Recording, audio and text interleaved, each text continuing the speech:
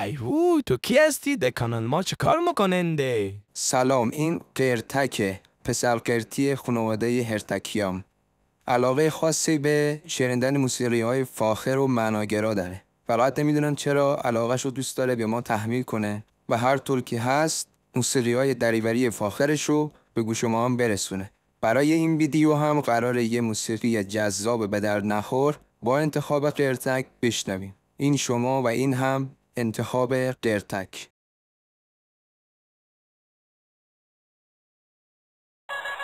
حمید چیه بابا؟ بیا اصل مثلا بازی کن. اصل مثلا تو طوله گاو حسن چجوره؟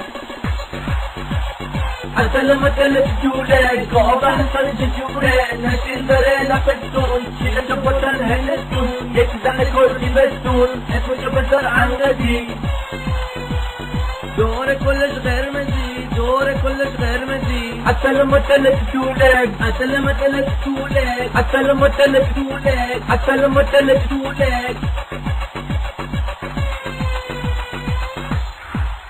حمید چیه بابا؟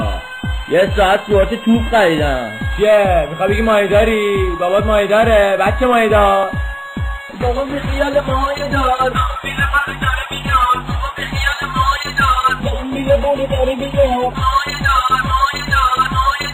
زنبیل غلی داره بیا گاو حسن چجوره اصل مثل چجوره چجوره چجوره چجوره چجوره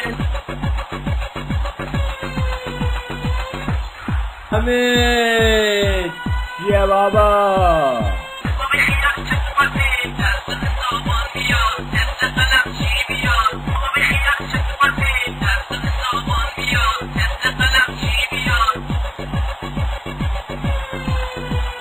حسابان قلمچی حسابان قلمچی اسپیار حسابان قلمچی حسابان قلمچی حسابان قلمچی حسابان اسپیار